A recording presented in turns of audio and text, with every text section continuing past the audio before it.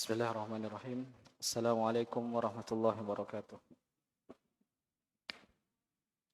Innal hamdalillah nahmaduhu wa nasta'inuhu wa nastaghfiruhu wa nastahdihi wa na'udzu billahi min shururi anfusina wa min sayyiati a'malina. Man yahdihillahu fala mudilla lahu wa man yudlilhu fala hadiya lahu. Asyhadu an la ilaha illallah wahdahu la syarika lahu wa asyhadu anna Muhammadan 'abduhu wa rasuluh.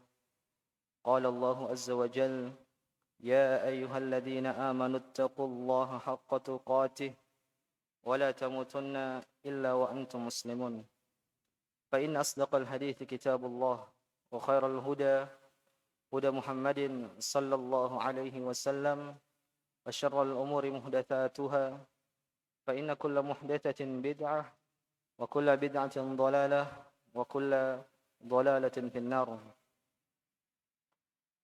Jamaah Masjid Solehawa yang semoga dirahmati Allah Subhanahu wa taala. Alhamdulillah, pada malam hari ini kita kembali melanjutkan pertemuan kita dalam masjid ini, masjid yang semoga diberkahi oleh Allah Subhanahu wa taala dalam mengkaji sebuah bidang ilmu agama, yaitu ilmu fiqih, yaitu terkhusus dalam membahas kitab Al-Fiqhul Al-Muyassar. Kitab Al-Fiqhul Al-Muyassar. Dan alhamdulillah kita sudah sampai pada pembahasan tentang wudu. Dan pada minggu sebelumnya telah kita sampaikan tentang apa itu wudu, kemudian hukum wudu, kemudian dalil-dalil tentang kewajiban wudu, dan sebagian dari rukun-rukun wudu, dan juga syarat-syarat wudu. InsyaAllah pada malam hari ini kita akan selesaikan tentang pembahasan wudu. Melanjutkan dari pertemuan kemarin, sedikit murojaah. Kita sebutkan kemarin bahwasanya syarat-syarat wudu yang pertama adalah Islam berakal dan tamyiz, yaitu seorang muslim yang dia berakal dan dia juga tamyiz. Tamyiz adalah dia belum balik tapi bisa membedakan antara hal yang baik dan yang buruk. Kira-kira kalau kita kategorikan anak kecil sekitar berumur 9 atau 10 tahun. Dia belum balik tapi dia bisa membedakan mana yang baik dan mana yang buruk. Dia bisa membedakan mana wanita dan mana pria. Ini namanya tamyiz, meskipun dia belum balik. Maka anak-anak seperti ini, mereka berwudu, wudunya sudah sah. Kemudian yang kedua yaitu niat. Berwudu harus dengan niat, yaitu dengan niat bertoharoh. Wudu tanpa niat, meskipun perbuatannya sama tapi tanpa niat, maka tidak dianggap wudu. Mungkin dia berwudu, misalnya dia membasahkan kepalanya, tangannya hanya ingin tabarruk, hanya ingin menyegarkan diri, maka ini tidak disebut dengan wudu karena tanpa niat.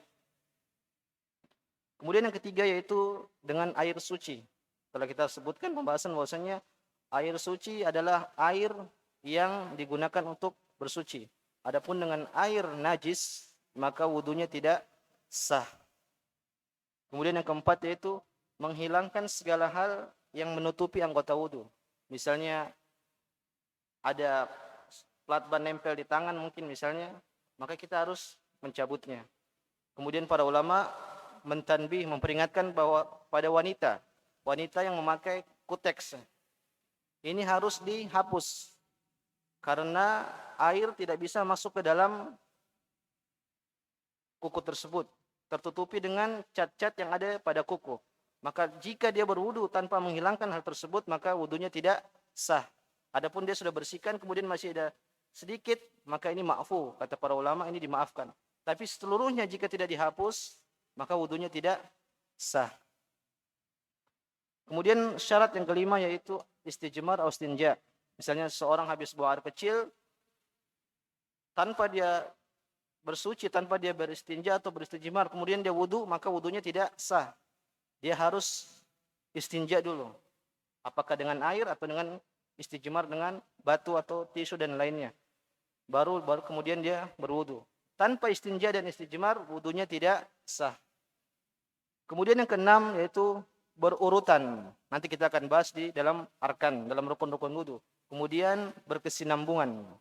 Berkesinambungan artinya tidak terputus. Kemudian yang kedelapan, mencuci atau mengusap semua anggota wudu. Ini juga termasuk dengan rukun. Kemudian tentang rukun-rukun wudu. Kemarin kita sudah bahas bahwasanya rukun yang pertama adalah mencuci wajah seluruhnya. Apa batasan wajah? Kemarin kita sebutkan dari di atas kening sampai ujung dagu. Adapun sampingnya dari ujung telinga sampai telinga.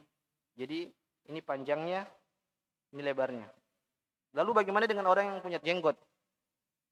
Kalau jenggotnya tipis, maka wajib bagi dia untuk menyela-nyeling di dagunya, di jenggotnya, agar airnya masuk ke dagunya. Karena ini wajib. Tanpa dia menyela-nyeli ini, maka wudunya tidak sah. Wajib menyela-nyela air ke dalam dagunya tersebut kalau jenggotnya tipis. Adapun kalau jenggotnya panjang, tidak perlu dia menyela-nyela, tetapi dia julurkan air sampai ke ujung jenggotnya.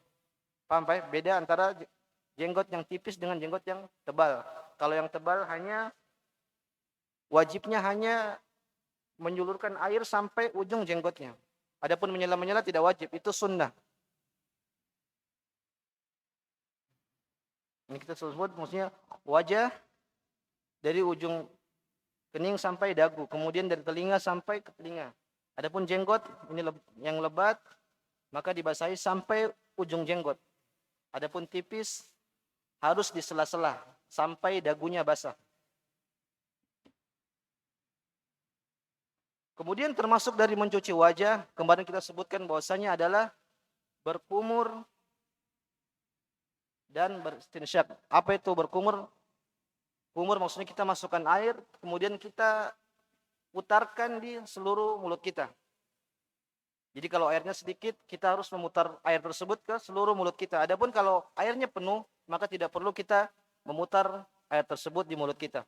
Dan apa itu istinsyak? Istinsyak adalah memasukkan air ke dalam hidung kita, meskipun di permukaan. Walaupun tidak sampai ke khaysum, maka tetap sah. Adapun mubalaghah itu namanya sunnah. Adapun kadar sah beristinsyak adalah memasukkan air ke dalam hidung walaupun hanya sedikit. Yang penting sampai permukaan hidung. Apa hukum berkumur dan istinsyak? Kemarin kita sudah jelaskan bahwasanya ini masalah khilaf. Sebagian ulama memandang bahwasanya berkumur dan istinsyak itu hukumnya sunnah. Tapi sebagaimana yang disebutkan oleh buku ini penulis, beliau lebih condong kepada berkumur dan istinsyak adalah hukumnya adalah wajib. Berkumur dan istinsyak adalah wajib. Konsekuensinya kalau kita meninggalkan berkumur dan istinsyak, maka wudu kita tidak sah. Sekali lagi, berkumur dan istinsyak adalah hukumnya wajib. Dan ini adalah pendapat mazhab Hanabilah. Dikatakan mufradatul Hanabilah.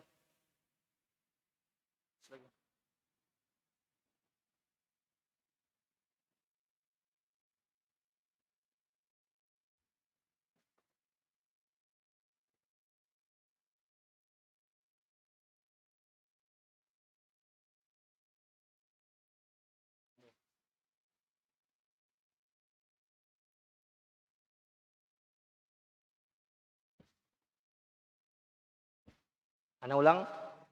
Intinya berkumur dan istinsyak adalah hukumnya wajib. Kemudian rukun yang kedua yaitu mencuci tangan sampai siku. Kita katakan jangan sampai, mencuci tangan dengan siku. Karena kemarin kita sudah sebutkan bahwasanya ada khilaf para ulama apakah batasnya sampai siku atau bersama siku. Yang benar adalah siku juga termasuk anggota badan yang harus dicuci. Jadi kita cuci sampai ke siku.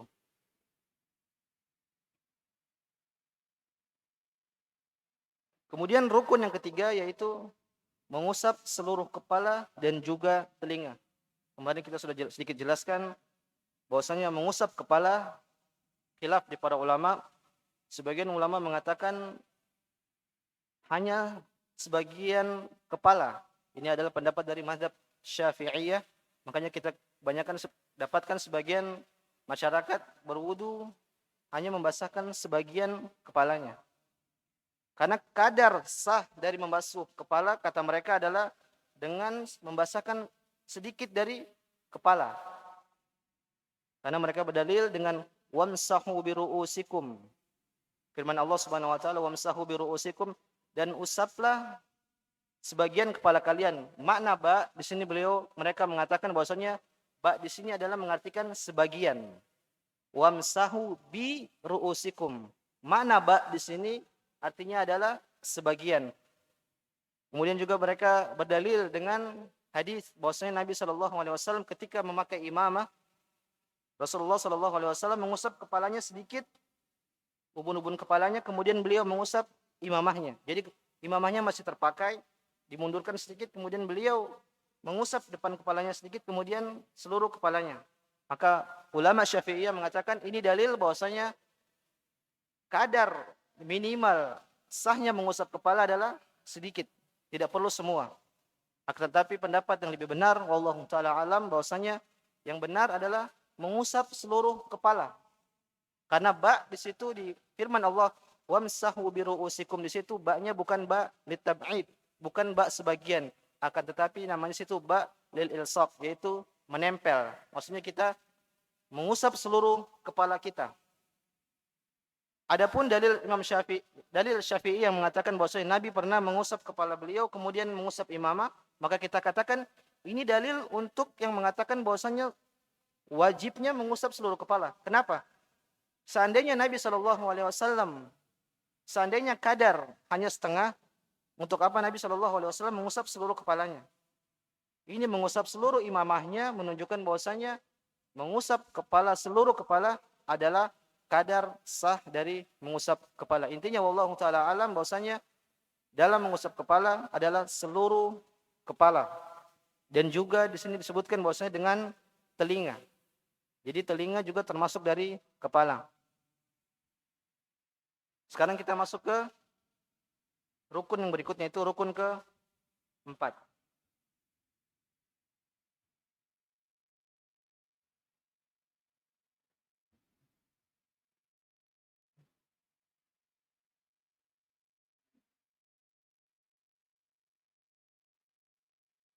Yang rukun keempat adalah mencuci kaki sampai kedua mata kaki.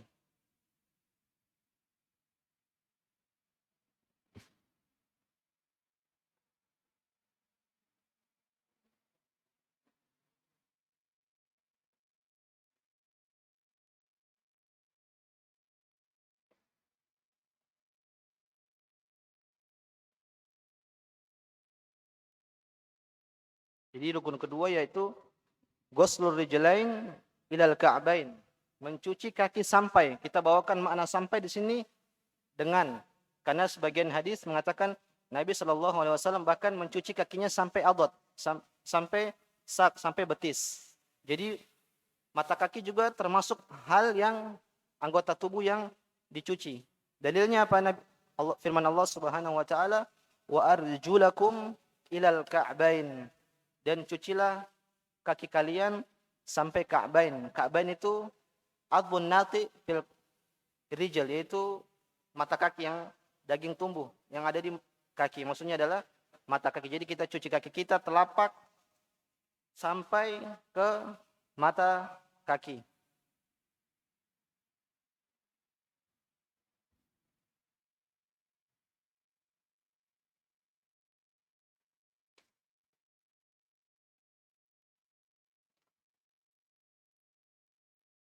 Kemudian rukun yang selanjutnya yaitu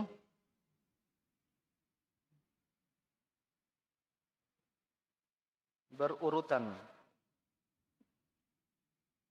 Berurutan di sini maksudnya adalah berurutan yang rukun-rukun wudu. Jadi rukun wudu itu mencuci tangan, kemudian mengusap seluruh kepala, kemudian mencuci kaki sampai mata kaki, dan mengusap wajah. Jadi ana ulang, berurutan maksudnya adalah pertama mencuci wajah seluruhnya. Kita belum bicara cuci tangan pertama ya, ini hukumnya sunnah. Rukunnya yang harus kita lakukan adalah pertama, agar wudhu kita sah, yaitu mencuci wajah. Termasuk di dalamnya ada berkumur dan istinsyak. Ini rukun pertama, harus kita jadikan yang pertama. Kemudian yang kedua yaitu mencuci tangan sampai ke siku. Ini yang kedua. Kemudian yang ketiga yaitu mengusap seluruh kepala dan juga telinga. Ini rukun yang ketiga. Yang keempat kemudian mencuci kaki sampai mata kaki. Nah, 4 ini kita harus lakukan dengan tertib, dengan berurutan. Tidak boleh dibolak-balik. Dalilnya apa? Pertama, Nabi SAW ketika berwudu tidak pernah melakukan selain ini. Artinya beliau selalu mengurutkan rukun-rukun ini. Beliau selalu mengurutkan rukun-rukun ini. Kemudian di dalam Al-Qur'an sebagaimana dalilnya di situ Allah Subhanahu wa taala berfirman, "Ya ayyuhalladzina amanu idza qumtum ilas shalah faghsilu wujuhakum wa aydiyakum ilal marafiq wamsahu bi ru'usikum wa arjulakum ilal ka'bain." Jadi begini. Dalam ayat Al-Maidah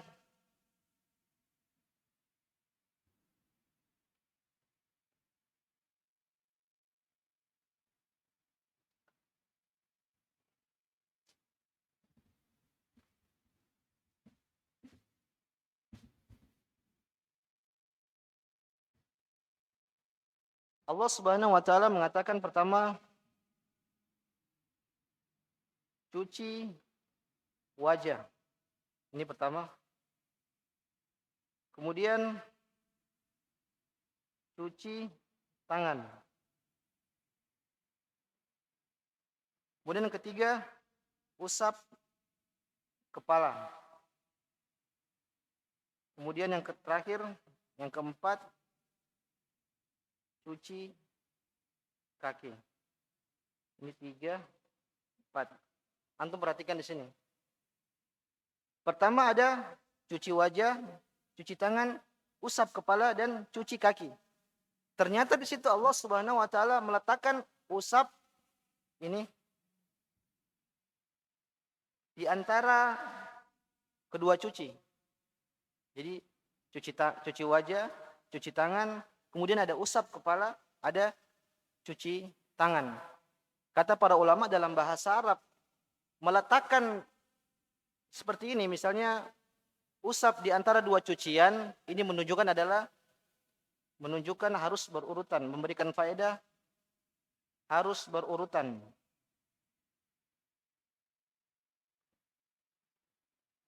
Kenapa? Kalau tidak, Allah Subhanahu wa taala bisa saja menyuruh, cuci wajah kalian, cuci tangan kalian, cuci kaki, baru usap kepala. Paham enggak? Di sini Allah Subhanahu wa taala meletakkan usap di antara dua cuci. Jadi pertama ada cuci wajah, ada cuci tangan, usap kepala dan cuci kaki. Seandainya Allah Subhanahu wa taala tidak menyuruh tertib, bisa saja Allah Subhanahu wa taala mengatakan cuci wajah, cuci tangan, cuci kaki, baru usap kepala. Tapi ternyata Allah Subhanahu wa taala meletakkan usap di tengah-tengah dua cucian. Kata para ulama dalam bahasa Arab, jika ada seperti ini tidak mungkin tidak memberikan faedah. Makanya mereka mengatakan ini memberikan faedah bahwasanya mencuci anggota wudu yang rukun harus dengan berurutan. Sekali lagi, berwudu harus berurutan. Ini adalah rukun dari wudu. Kemudian yang keenam, rukun yang keenam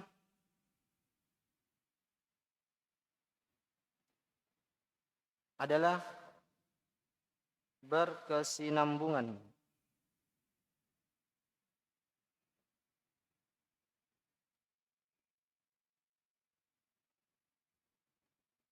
Maksudnya gimana? Berkesinambungan antara satu anggota wudu, satu anggota tubuh dengan satu anggota tubuh. Jadi misalnya kita berwudu cuci tangan, cuci wajah, langsung kita lanjutkan dengan cuci tangan. Tidak boleh kita memisahkan jarak antara cuci muka dengan cuci tangan. Misalnya, seseorang, misalnya biasanya ibu-ibu, contohnya dia wudu, sampai ketika dia mencuci muka, kemudian dia ke dapur. Goreng dulu di dapur, mungkin goreng apa, kemudian dia kembali lagi mencuci tangannya. Maka wudu seperti ini tidak sah, dia harus mengulang dari awal. Tidak boleh ada jarak pemisah antara satu anggota tubuh dengan anggota tubuh lainnya. Ini artinya namanya makna dari berkesinambungan. Misalnya juga kita berwudu, kemudian tiba-tiba ada orang ajak ngomong, lama sampai 10 menit, 15 menit, padahal tinggal kaki, setelah ngobrol mungkin di tempat wudu 10 menit, baru kita lanjutkan cuci kaki kita. Maka ini wudunya tidak sah, kata para ulama. Harus berkesinambungan. Dalilnya apa? Suatu ketika Nabi SAW pernah melihat seorang sahabat sholat. Dan beliau melihat di kakinya ada apa? Kayak bentuk selogam dirham di kakinya tidak tersentuh air. Maksudnya kakinya kering, tidak terkena air. Maka pada saat itu Rasulullah SAW menyuruh dia berwudu ulang. Rasulullah SAW memerintahkan dia untuk mengulangi wudunya. Ini menunjukkan bahwasanya wudu harus berkesinambungan. Seandainya tidak berkesinambungan, mungkin Nabi hanya menyuruh cuci kakimu. Karena dia sudah cuci kan, muka, kepala, tangan semua sudah bersih. Tinggal di kakinya ada suatu area bentuk logam dirham tidak terkena air. Maka Nabi SAW menyuruhnya untuk mengulangi wudunya. Maka para ulama menjelaskan bahwasanya ini dalil bahwasanya wudu harus berkesinambungan. Kalau tidak berkesinambungan, mungkin Rasulullah hanya menyuruh dia untuk mencuci kakinya saja. Paham Pak ya? Jadi ini rukun-rukun dari wudu. Ana ulangi, yang pertama adalah mencuci wajah seluruhnya termasuk padanya berkumur dan istinsyak. Kemudian yang kedua yaitu mencuci tangan sampai ke siku. Artinya siku juga termasuk dari bagian yang dicuci. Kemudian yang ketiga, mengusap seluruh kepala dan telinga. Kemudian yang keempat, mencuci kaki sampai dengan mata kaki. Artinya mata kaki juga masuk dalam hal anggota tubuh yang dicuci. Kemudian yang kelima harus berurutan. Kemudian yang keenam harus berkesinambungan. Kemudian pembahasan berikutnya ada yang namanya sunnah wudu.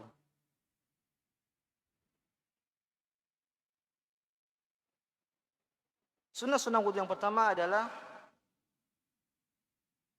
mencuci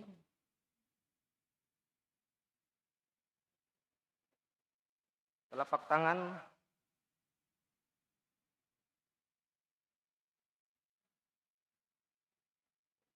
yang pertama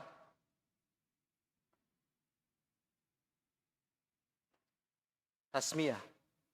Apa itu tasmiyah? Tasmiyah maksudnya adalah membaca bismillah ketika berwudu. Ini khilaf di kalangan para ulama. Sebagian ulama mengatakan bismillah ini hukumnya wajib. Bismillah hukumnya wajib. Mereka berdalil bahwasanya Nabi SAW pernah bersabda, la wudu'a liman lam yadhkur ismallah alaihi. Tidak ada wudu bagi seseorang yang tidak mengucapkan bismillah.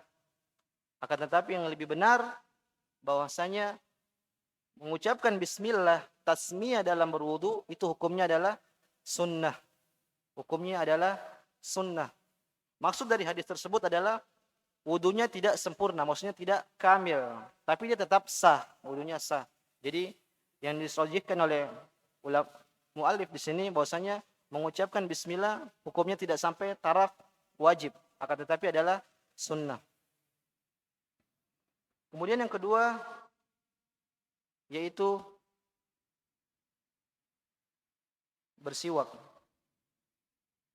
Setiap orang hendak ingin wudu disunnahkan untuk bersiwak.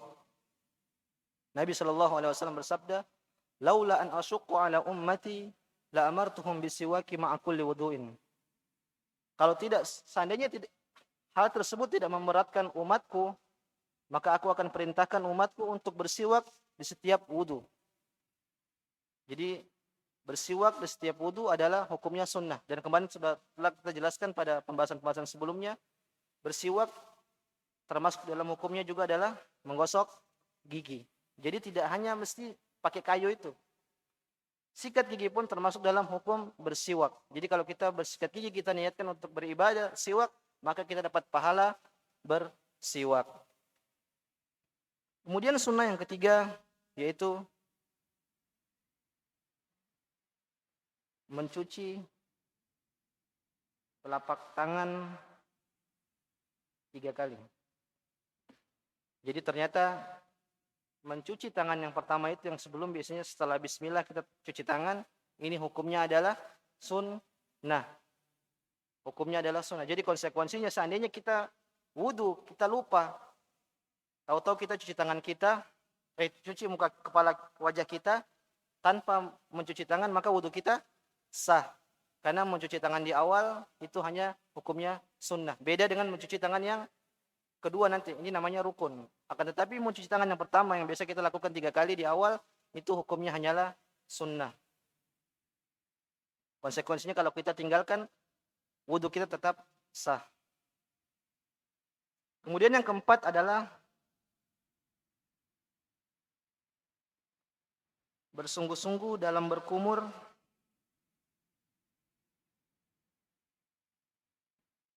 dan beristinsyak. Bersungguh-sungguh al-mubalaghah fil matmadah wal istinsyak li ghairis shaim, yaitu bersungguh-sungguh dalam berkumur dan beristinsyak.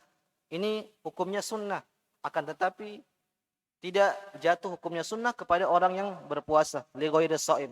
Kalau orang yang sedang berpuasa, dia tidak disunahkan untuk bersungguh-sungguh dalam berkumur atau beristinsyak, cukup biasa aja, tidak boleh sampai berlebih-lebihan. Faqad warada fi sifati wudu'ihi sallallahu alaihi wasallam famatmada wastantara. Nabi sallallahu alaihi wasallam berkumur-kumur kemudian mengeluarkan air dari hidungnya. Dalam hadis lain Nabi sallallahu alaihi wasallam bersabda, "Wa balik fil istinsyak illa an takuna sha'iman." Bersungguh-sungguhlah kalian dalam beristinsyak kecuali pada saat kalian berpuasa. Bersungguh-sungguhlah kalian beristinsyak ketika berwudu kecuali ketika kalian dalam keadaan berpuasa. Artinya kalau kita berpuasa tidak perlu kita bersungguh-sungguh dalam beristinsyak. Kemudian sunnah berikutnya yaitu ad-dalq. Ad-dalq itu menggosok. Maksudnya menggosok lengan dan menyela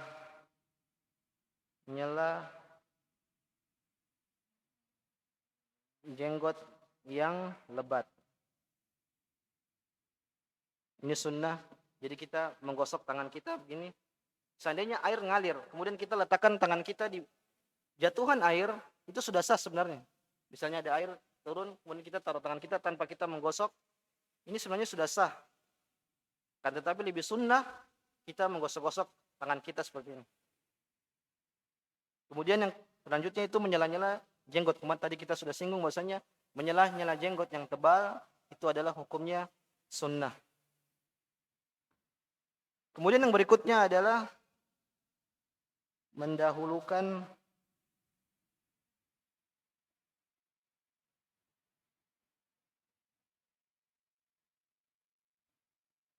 kanan dari yang kiri. Dari kiri. Artinya maksudnya kanan 3 kali, baru kiri 3 kali.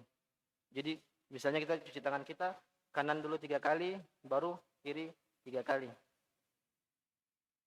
Kemudian sunnah yang ketujuh yaitu taslits. Taslits itu mengulang 3 kali.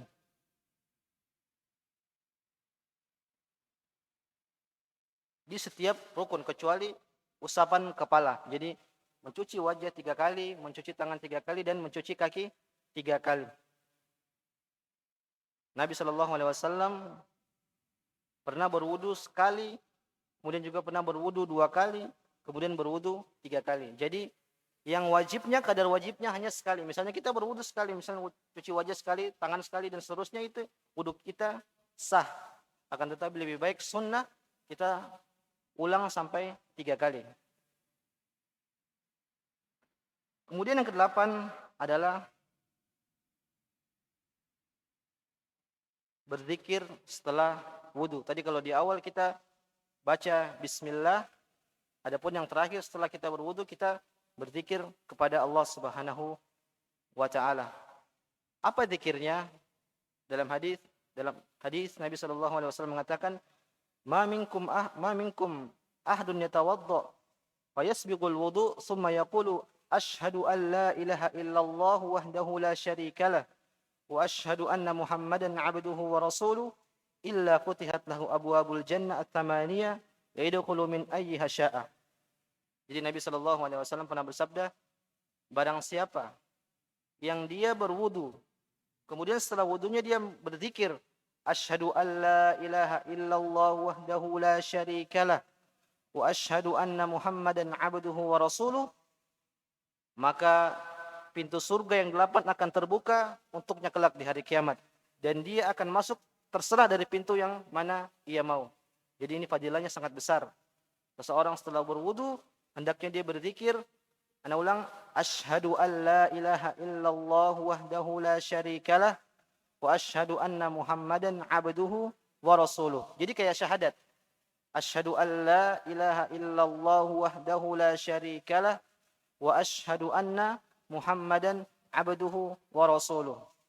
Dalam riwayat yang lain, dalam riwayat Tirmidzi disebutkan Nabi juga pernah berdoa, Allahumma ja'alni minat tawabina wa ja'alni minal mutatahhirin. Ini doa juga warid. Kata Syekh Utsaimin, ini doa juga pernah diucapkan oleh Nabi sallallahu alaihi wasallam. Akan tetapi yang dalam hadis, konteks hadis yang fadilahnya adalah ketika seorang mengucapkan itu setelah wudu, maka nanti di hari kiamat akan terbuka pintu surga yang 8 baginya. Kemudian dia pilih, terserah dia mau masuk dari pintu yang mana, yaitu zikir asyhadu an la ilaha illallah wahdahu la syarikalah wa asyhadu anna Muhammadan abduhu wa rasuluh. Jadi diingat-ingat Pak, setelah wudu kita usahakan berzikir ini. Adapun disebutkan oleh sebagian orang bahwasanya, sebagian riwayat bahwasanya kita ketika mengucapkan zikir tersebut kemudian kita memandang ke atas, asyhadu alla ilaha illallah, maka disebutkan oleh para ulama bahwasanya riwayat tersebut lemah. Jadi tidak bisa kita amalkan. Cukup kita berzikir seperti biasa, tidak perlu kita untuk mengangkat kepala kita ke atas. Wallahu taala a'lam.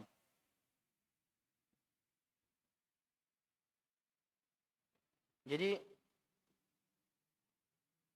kita sudah tahu tadi tentang syarat-syarat wudu, kemudian tentang rukun-rukun wudu, kemudian dengan sunnah wudu. Jadi sekarang kita urutkan bagaimana perurutan wudu. Jadi Anda contohkan misalnya, pertama kita mencuci kedua tangan kita. Ini hukumnya apa Pak? Pertama, hukumnya adalah sunnah. Jadi tanpa kita begini juga pun sebenarnya wudu kita sah. Jadi pertama kita cuci tangan kita. Sebagian ulama mengatakan harus ditakhlil, seperti begini. Ini namanya menggosok-gosok apa? Jari-jari kita. Akan tetapi sebagian ulama juga mengatakan ini bukan sunnah. Ini hanya perbuatan ihsan, perbuatan baik. Sebagaimana dikatakan Ibnu Qayyim rahimahullahu ta'ala. Tapi sebagian ulama mengatakan bahwasanya yang seperti ini sunnah. Jadi kita harus menggosok-gosokkan tangan kita dalam berwudu. Setelah kita mencuci tangan kita 3 kali, kemudian kita mencuci muka kita. Seperti ini. Jadi ini harus kena sampai sini. Ini. Jadi kita cuci begini. Gini sampai sini. Sebagian orang mencuci hanya begini-begini. Ini tidak sah karena ininya tidak kena. Dan ininya juga tidak kena. Hati-hati, jadi usahakan semua air masuk ke wajah kita seluruhnya. Ini kita juga berwudu dengan pengulangan 3 kali. Kalau sekali pun sudah cukup. Cuman yang sunnah adalah 3 kali. Kemudian kita berkumur, dengan cara berkumurnya itu kita ambil air satu dari tangan kita. Dalam satu ini kemudian kita masukkan ke dalam mulut dan hidung kita. Jadi dalam satu cidukan masuk di mulut dan juga masuk di hidung. Ini sunnahnya karena Nabi SAW melakukan begitu. Kita ambil air satu cidukan dengan tangan kita, kemudian langsung masuk dengan mulut dan hidung. Baru kita keluarkan. Ini satu. Ini sudah cukup kalau kita terapkan sekali. Tapi yang sunnah adalah 3 kali. Kita ambil lagi air, kita masukkan ke mulut, ke hidung, kemudian kita keluarkan. Kemudian lagi begitu. Akan tetapi kalau kita juga ingin memisahkan, misalnya mulut dulu 3 kali, kemudian hidung juga 3 kali, maka ini tidak mengapa. Tapi yang dipraktekkan oleh Rasulullah SAW, beliau mengambil air satu cidukan, kemudian masukkan ke mulut dan ke hidung, kemudian beliau keluarkan. Kemudian setelah itu kita mencuci tangan kita. Mencuci tangan, hati-hati juga Pak. Biasanya setelah kita cuci tangan di awal, maka kita lalai dengan tangan kita yang ini. kita langsung loncat ke sini. Sebagian orang seperti itu. Maka kalau seperti ini wudunya tidak sah. Karena mencuci tangan yang ini adalah rukun. Cuci tangan yang pertama tadi bukan termasuk dari yang di sini, beda. Antara itu dengan ini beda. Jadi kita harus mencuci tangan kita dari ujung jari sini sampai ke siku. Tanpa ini bisa jadi bahkan tanpa ini maksudnya wudu kita tidak sah. Jadi hati-hati, tangan kita yang ini juga harus masuk ke tangan kita. Dan apa tadi namanya? Ini namanya apa ini? Apa? Mengusap. Seperti inilah, perbuatan seperti ini adalah sunnah. Seandainya air mengalir, kemudian kita taruh saja tangan kita dari atas, di bawah keran, airnya mengalir, maka ini sudah sah sebenarnya. Sudah sah. Akan tetapi lebih bagus kita, apa yang namanya ini? Adal kalau dalam bahasa Arab. Memijit-mijit tangan lah. Seperti itu. Maka ini adalah hukumnya sunnah. Yaitu kanan duluan 3 kali, kemudian kiri 3 kali. Kemudian setelah itu kita mengusap kepala kita.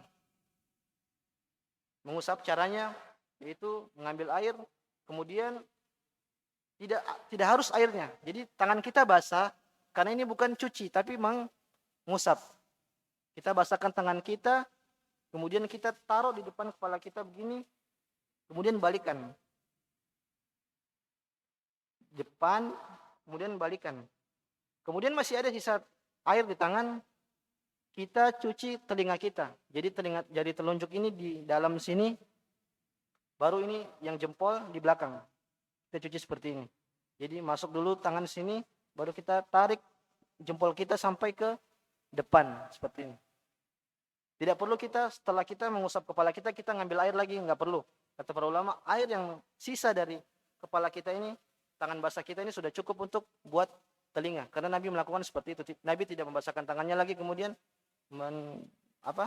mengusap telinganya, enggak. Tapi beliau dengan satu air tersebut, beliau maju ke depan, ke belakang, dan beliau masukkan ke tangan beliau, ke telinga beliau.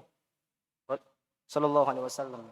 Selain itu boleh juga dengan disebutkan dalam sebagian hadis, Nabi pernah mengusap kepalanya sesuai dengan bentuk rambut beliau.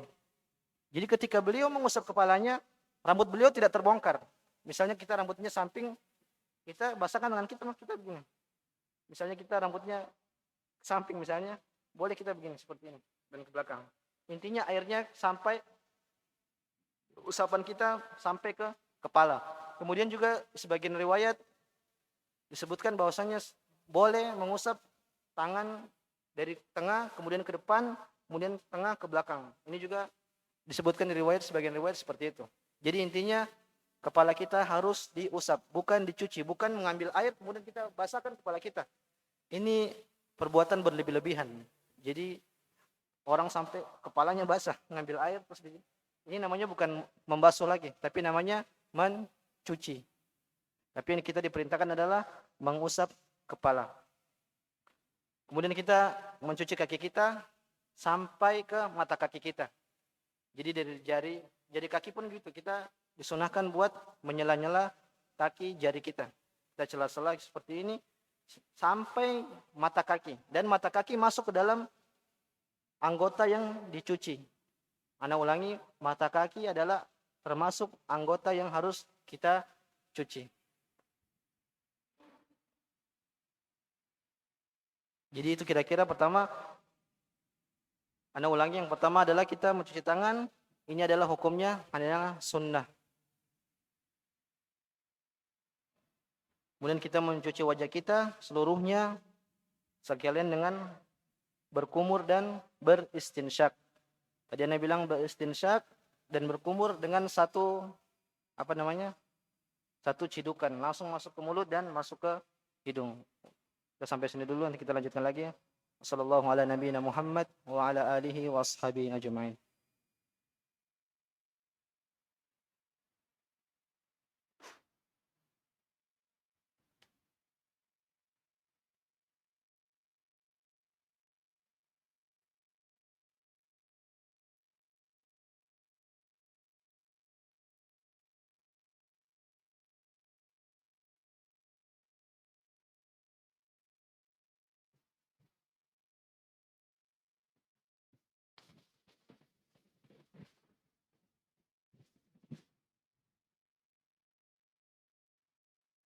Allahu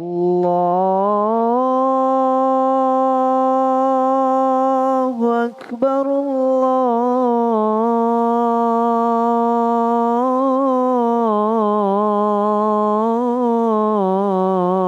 Allahu Akbar.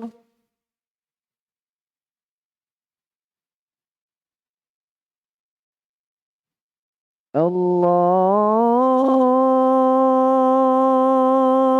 Akbar,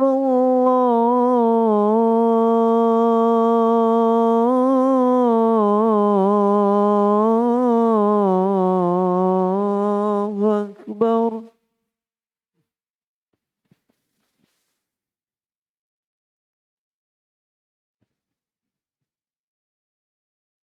أشهد أن لا إله إلا الله.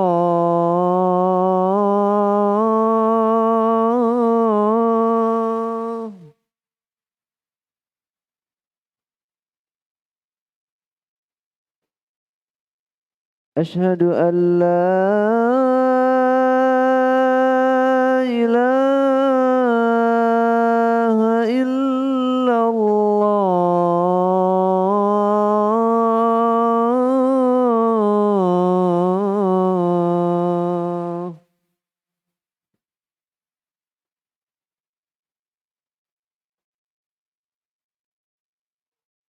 أشهد أن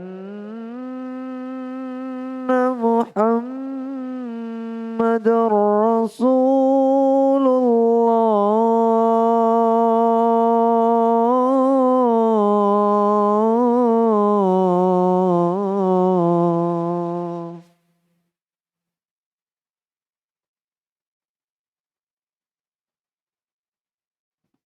أشهد أن محمد رسول الله.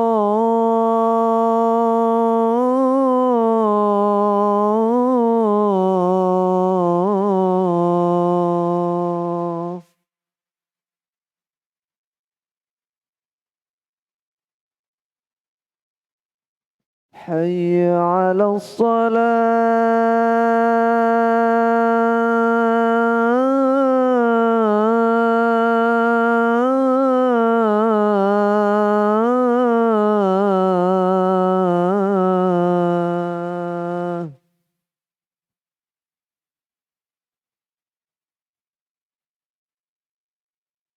حي على الصلاة.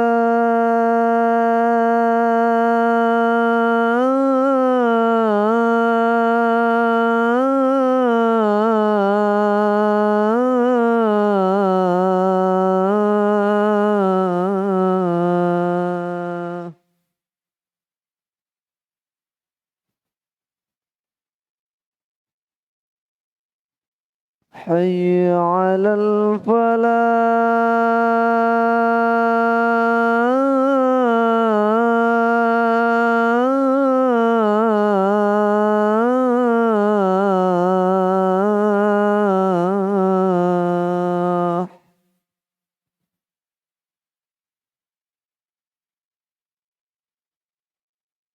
حي على الفلاح.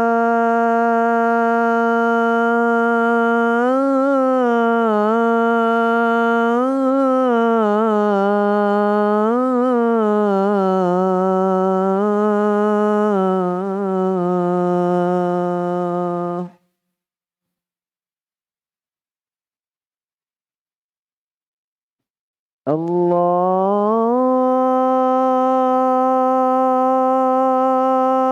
أكبر،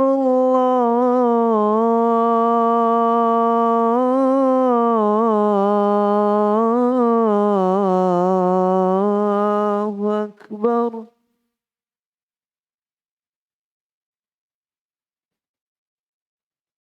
لا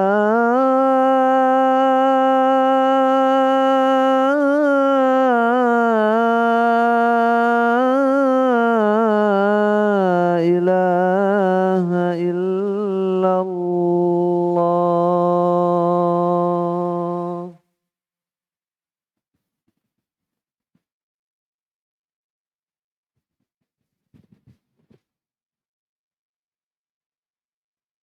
الله أكبر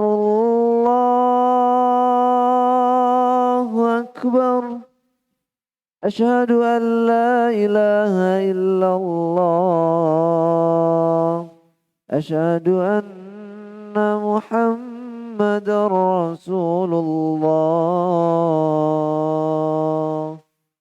حي على الصلاة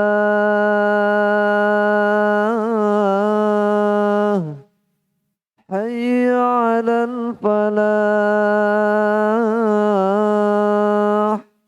قد قامت الصلاة قد قامت الصلاة الله أكبر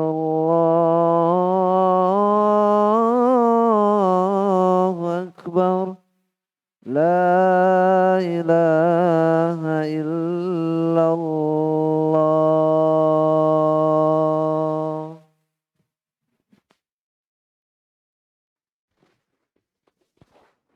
Sawu sufufakum, mohon diluruskan dan dirapihkan safnya.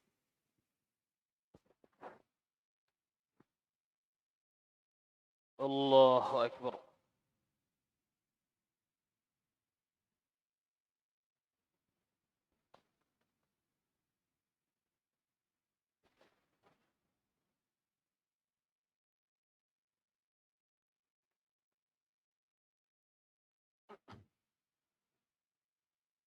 بسم الله الرحمن الرحيم. الحمد لله رب العالمين الرحمن الرحيم مالك يوم الدين إياك نعبد وإياك نستعين اهدنا الصراط المستقيم صراط الذين أنعمت عليهم غير المغضوب عليهم ولا الضالين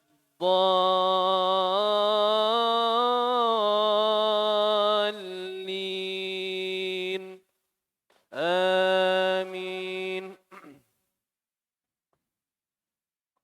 وما كان لمؤمن ولا مؤمنة إذا قضى الله ورسوله أمرا أن يكون لهم الخيرة من أمرهم ومن يعص الله ورسوله فقد ضل ضلالا مبينا.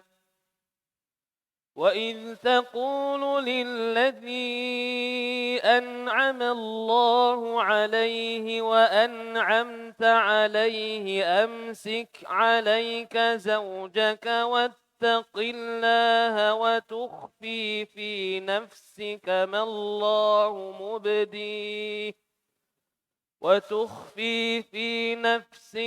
الله مبديه وتخشى الناس والله أحق أن تخشاه.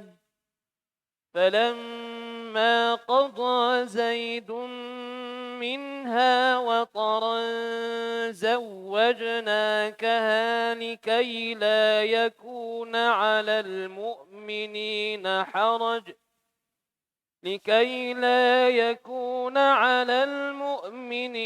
حرج في أزواج أدعيائهم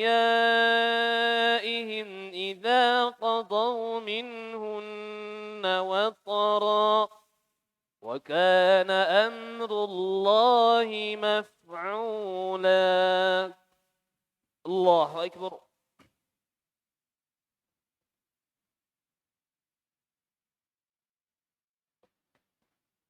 سمع الله لمن حمده. الله أكبر.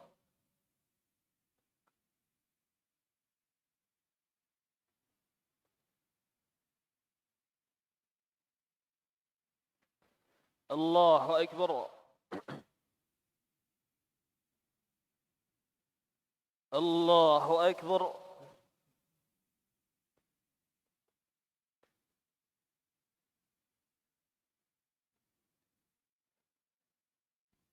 الله أكبر. بسم الله الرحمن الرحيم.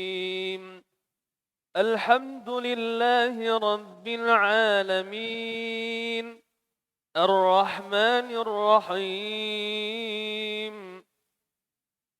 مالك يوم الدين إياك نعبد وإياك نستعين اهدنا الصراط المستقيم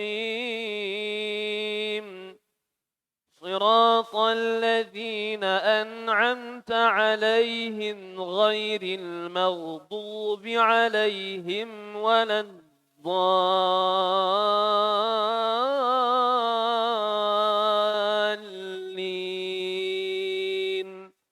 آمين.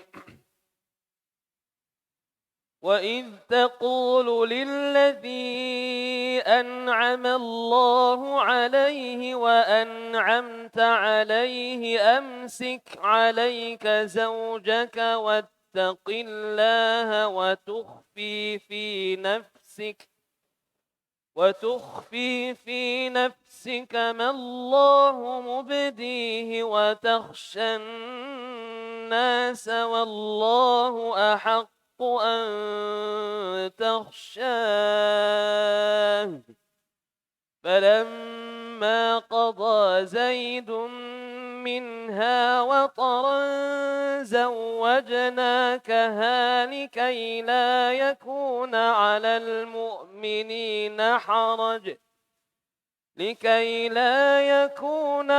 المؤمنين حرج في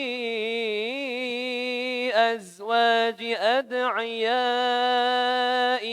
إذا قضوا منهن وطرا وكان أمر الله مفعولا. ما كان على النبي من حرج فيما فرض الله له سنة الله في الذين خلوا من قبل وكان أمر الله قدرا مقدورا. الذين يبلغون رسالات الله ويخشونه ولا يخشون أحدا إلا الله وكفى بالله حسيبا. ما كان محمد أبا أحد من رجالكم ولكن رسول الله وخاتم النبيين وكان الله بكل شيء عليما. الله أكبر.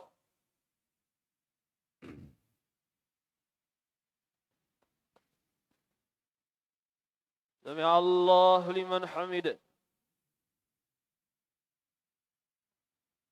الله أكبر.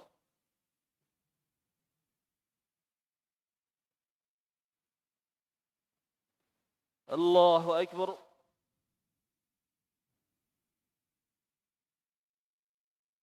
الله أكبر.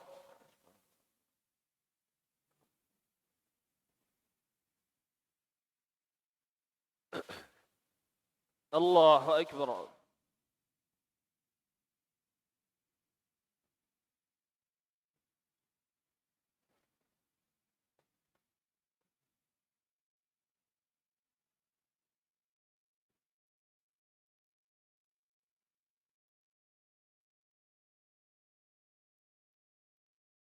الله أكبر.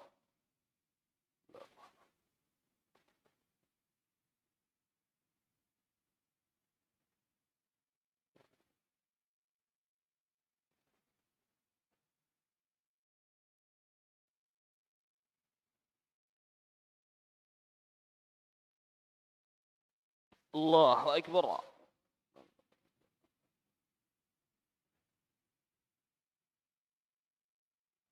سمع الله لمن حمده. الله أكبر.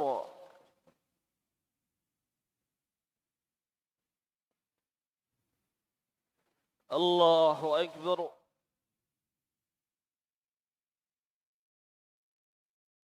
الله أكبر.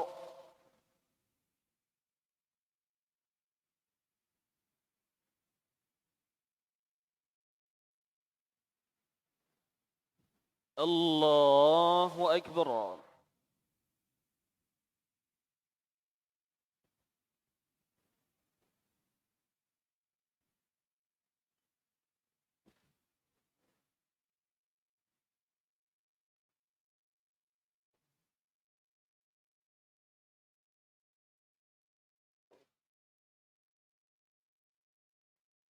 الله أكبر.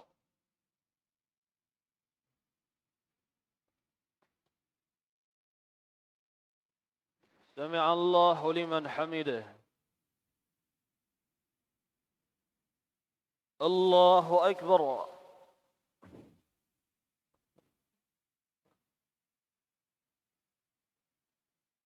الله أكبر.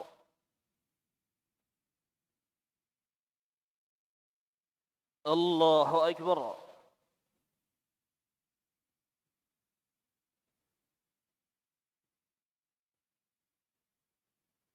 الله أكبر.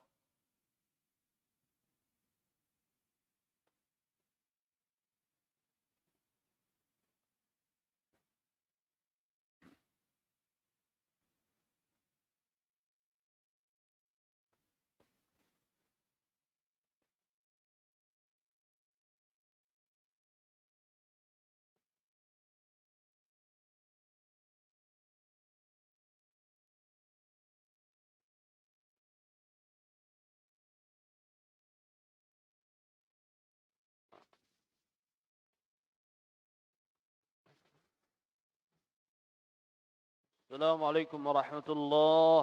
السلام عليكم ورحمة الله.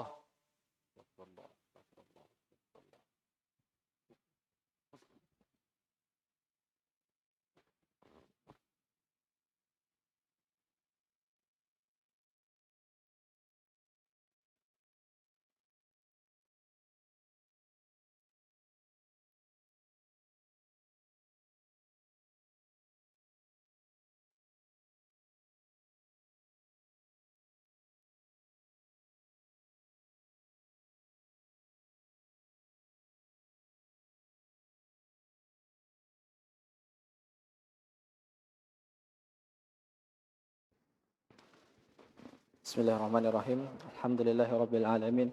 Wassalatu wassalamu ala tamanil akmalani ala al-mab'uthi rahmatan lil alamin wa ala alihi wa ashabihi ajma'in. Jemaah semoga dirahmati oleh Allah Subhanahu wa taala. Setelah kita tadi mengetahui bahwasanya dalam wudu ada syarat-syaratnya, ada rukun-rukunnya dan juga ada sunnah-sunnahnya. Dan selanjutnya kita akan baca secara cepat saja karena waktu sudah mau habis, yaitu tentang nawaqidul wudu, yaitu pembatal-pembatal wudu. Pembatal yang pertama yaitu al-khariju minas sabilain, yaitu semua yang keluar dari dua jalan. Jadi ada hal-hal apa yang keluar dari dua jalan. Maksud dua jalan yaitu tempat keluarnya kencing dan tempat keluarnya air besar. Apapun yang keluar dari lubang tersebut, maka ini membatalkan wudu. Baik itu misalnya apa? Ya kemudian air kencing, kemudian mani, mati, kemudian juga angin keluar dari dua lubang tersebut, maka semua ini adalah pembatal wudu. Kemudian pembatal yang kedua yaitu khurujun najasa min baqiyatil badan, yaitu keluarnya najis dari tubuh. Misalnya fa in kana baulan aw ghaitan naqdul mutlaqan lidukhulihi fi nusus. Kalau yang keluar kencing atau dari tubuh kita, maka ini sepakat bahwasanya ini adalah pembatal wudu karena termasuk dalam nas. Maksudnya apa yang di sini? Maksudnya seperti darah atau muntah. Ini ditafsir. Seandainya kalau banyak dan itu menjijikkan, maka para ulama sebaiknya kita mengulangi wudu kita. Karena kita hati-hati. Karena sebagian ulama mengatakan hal tersebut tidak membatalkan wudu. Yang sebagian ulama lagi mengatakan membatalkan. Di sini kata muallif, fa in fahisha wa kathura fal aula an yatawadda minhu. Misalnya kita muntah banyak atau keluar darah dari tubuh kita banyak, maka lebih utama untuk kita mengulangi wudu kita. Kalau sedikit dan tidak menjijikkan, maka tidak perlu kita ulang. Di sini beliau mentakkid bahwasanya kalau menjijikkan dan banyak, maka baiknya kita mengulangi wudu kita tersebut. Kemudian pembatal yang ketiga yaitu zawalul aqli atau taqtiyatuhu biikmain aw naumin. Misalnya itu hilangnya akal dan tertutupnya akal. Apa contohnya Pak? Misalnya seseorang pingsan atau tidur. Ini membatalkan wudu kita. Kalau pingsan sepakat batal. Akan tetapi tidur di sini kita rinci. Sebagian ulama mengatakan tidur ini mutlak, mau tidur apapun dia tidur pasti dia batal. Tapi yang benar wallahu taala alam, tidur yang di sini yang dimaksudnya adalah tidur yang nyenyak. Misalnya kita goyang ini dia nggak bangun, ini baru membatalkan wudu. Kalau tidur tidak nyenyak, misalnya tidur tapi dia masih mendengar apa yang dibicarakan walaupun dia tidak paham, tapi dia masih mendengar, masih tidak nyenyak, intinya naumun yasir kata para ulama, tidur yang sedikit, maka ini tidak membatalkan wudu. Yang membatalkan adalah tidur yang nyenyak. Dalilnya apa? Nabi SAW pernah bersabda, al-ainu wika ussah faman nama falyatawaddo. Mata ini bagaikan pengikat dubur, kata Nabi SAW. Jadi kalau mata ini terbuka, dubur ini kayak keikat. Tapi kalau mata tertutup, tidur artinya dubur ini terbuka. Jadi dia bisa keluar tanpa kita sadari. Kemudian dalil kenapa kalau tidur yang ringan itu tidak membatalkan wudu. Dalam hadis para sahabat, di anna sahabata radhiyallahu anhum kana yusibuhumun nu'as wa hum fi intidharis shalah wa yaqumuna yusalluna wa la yatawaddaun. Dahulu ketika para sahabat menunggu Nabi SAW untuk salat, wallahu taala ini salat apa? Mungkin salat Isya. Mereka menunggu Nabi dalam keadaan ngantuk. Jadi mungkin sebagian mereka ada yang nunggu sambil ketiduran ketika duduk. Ketika Rasulullah SAW datang, maka mereka pun langsung salat. Tidak, Nabi SAW tidak wudu dulu. Tidak. Ternyata pas Rasulullah datang, kemudian mereka langsung salat tanpa mengulangi wudu. Ini kata para ulama bahwasanya dalil bahwasanya tidur yang ringan, yang tidak nyenyak itu tidak membatalkan wudu. Yang membatalkan wudu adalah tidur yang nyenyak. Misalnya kita goyang dia nggak bangun, nah sudah ini berarti wudunya batal. Dari kesimpulan ini makanya kita bilang bahwasanya tidur itu secara zatnya tidak membatalkan wudu. Dia membatalkan wudu kenapa? Karena dia menutupi akal. Jadi akal sudah tidak terbuka lagi misalnya. Jadi dia tidur itu akalnya tertutup. Ini makanya namakan tidur yang membatalkan wudu. Adapun zat tidurnya tidak. Karena tidur yang sedikit tidak membatalkan wudu. Jadi kesimpulannya ana ulangi.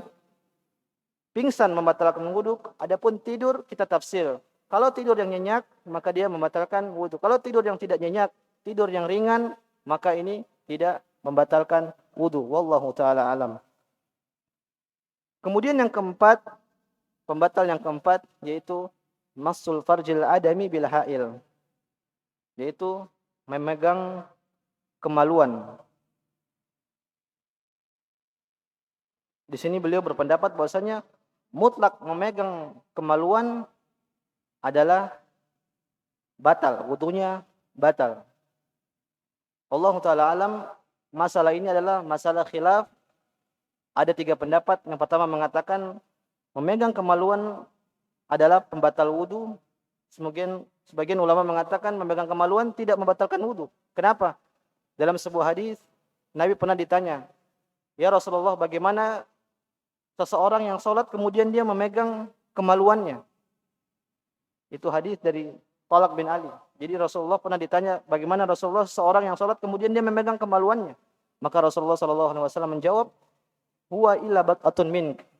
Itu hanyalah bagian dari tubuhmu. Artinya kemaluan itu bagian dari tubuhmu yang selainnya.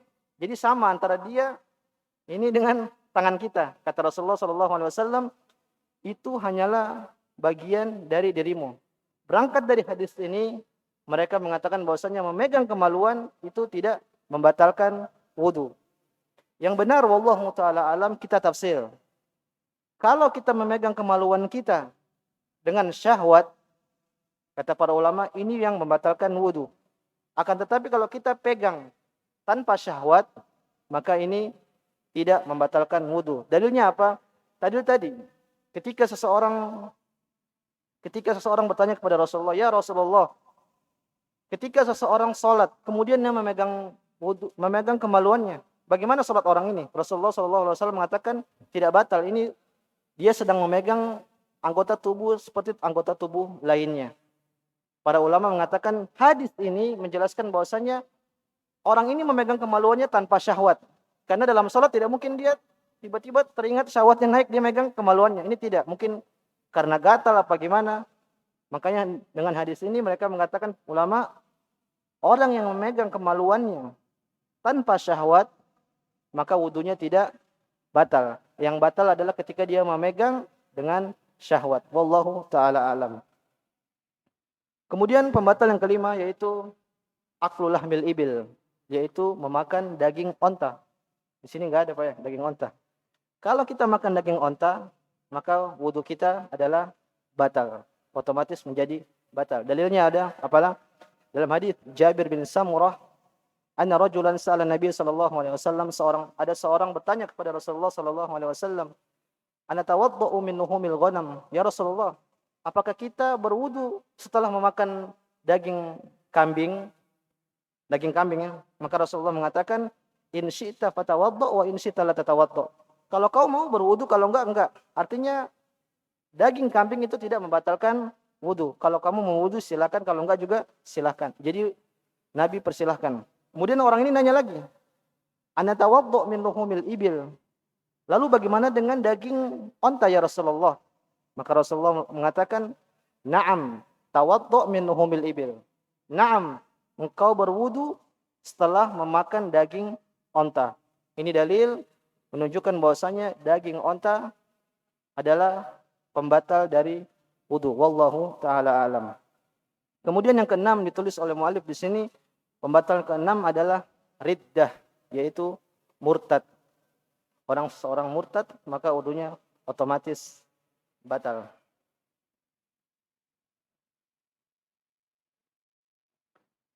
Tidak ada di buku sini, tapi ini ana ingin menambahkan, yaitu tentang menyentuh lawan jenis, menyentuh wanita.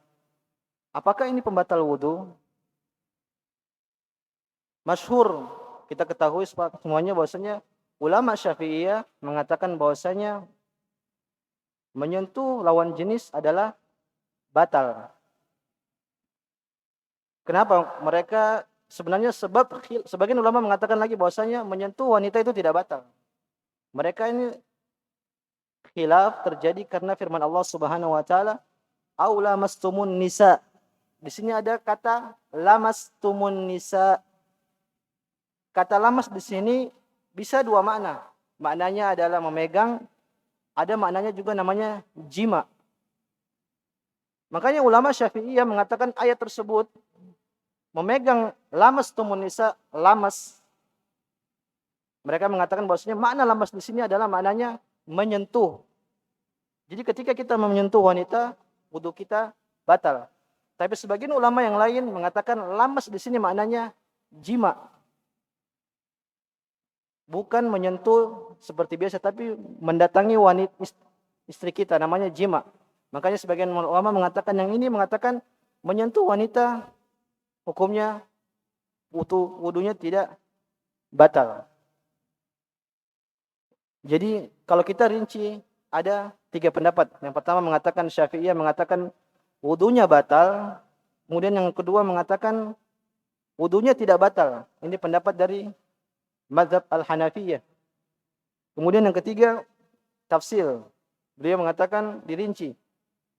Kalau dengan syahwat maka batal.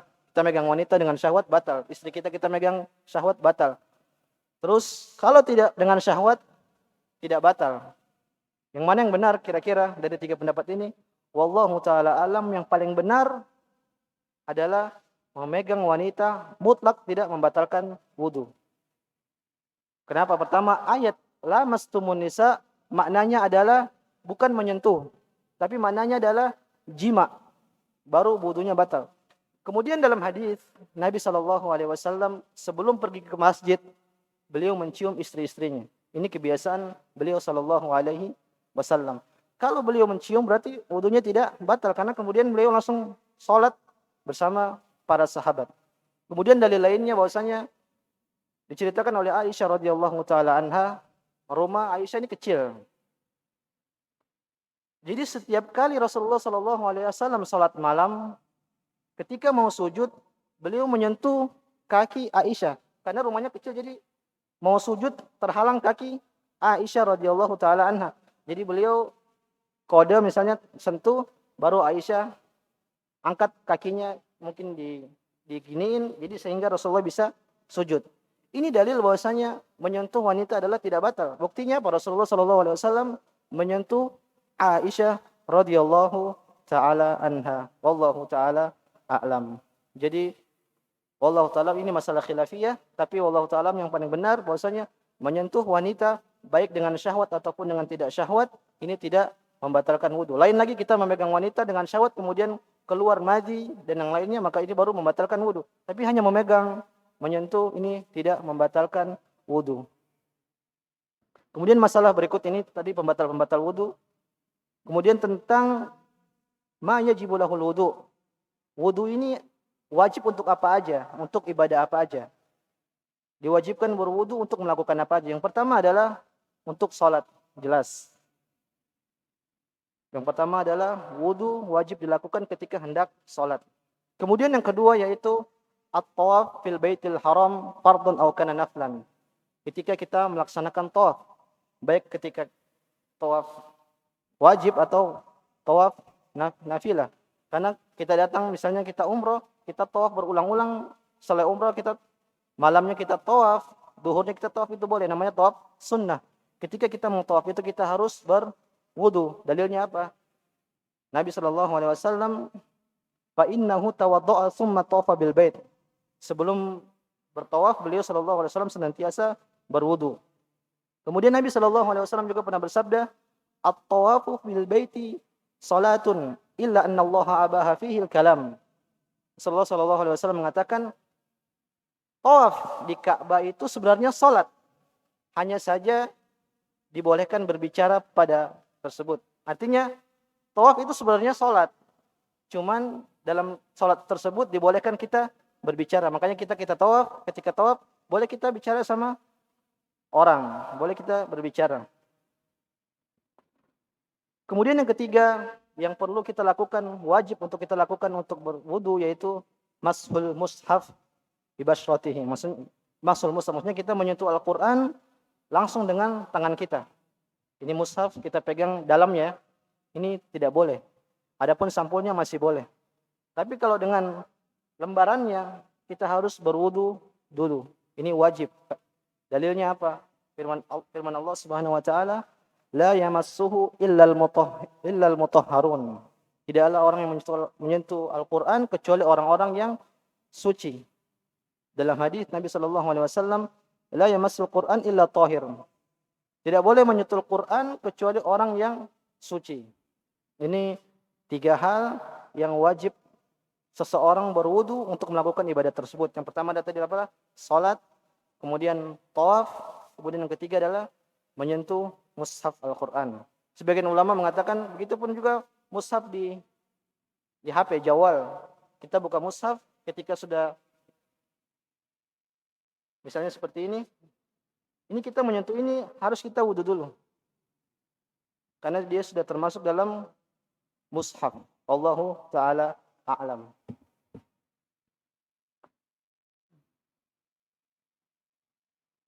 Kemudian hal-hal yang disunnahkan untuk kita berwudu padanya. Tadi wajib 3, ada yang perbuatan yang sunnah untuk kita berwudu. Yang pertama adalah ketika kita hendak berzikir atau membaca Al-Quran.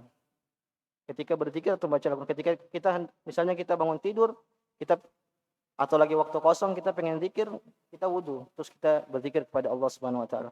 Kemudian juga ketika membaca Al-Qur'an. Misalnya ini membaca Al-Qur'an tadi kalau dengan mushaf maka wajib kita berwudu. Tapi kalau kita membaca Al-Qur'an dengan hafalan kita misalnya, lagi duduk murojaah dengan hafalan kita, disunnahkan kita untuk berwudu. Adapun memegang mushaf tadi hukumnya apa? Wajib. Kemudian inda kulli salatin, yaitu di setiap salat. Misalnya tadi kita salat maghrib, kita sudah berwudu. Kemudian sholat isya disunnahkan kita berwudu lagi di situ. Tapi kalau kita nggak berwudu, masih ada wudu kita tidak masalah. Tapi disunnahkan kita mengulangi wudu kita, memperbarui wudu kita. Jadi di setiap sholat kita memperbarui wudu kita. Karena ini selalu dilakukan oleh Rasulullah Sallallahu Alaihi Wasallam. Kemudian yang ketiga, yustahabbul wudu lil junub idza arada an ya'uda lil jima'. Setiap orang yang junub ketika dia hendak ingin lagi datang kepada istrinya, maka disunahkan bagi dia untuk berwudu. Satu kali. Dia pengen ulang, wudu dulu baru datang lagi yang kedua kalinya. Au arada an-naum awil akal awil syurub. Atau ketika seseorang pengen makan, pengen minum atau tidur. Ini juga disunahkan ternyata untuk berwudu. Misalnya mau makan apa, mau masuk restoran, masuk, kita wudu dulu dan kita makan. Ini sunnah, kata Rasulullah Sallallahu Alaihi Wasallam.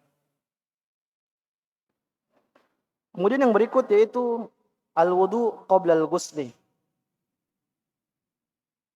Yaitu wudu ketika hendak kita mandi junub. Kita disunahkan untuk berwudu. Kemudian indan naum. Ketika kita mau tidur, kita juga disunahkan untuk wudu. Nabi SAW, "Idza ataita mat'ajaka fatawadda wudu'aka lis-shalah, tsumma taji 'ala shiqqikal ayman."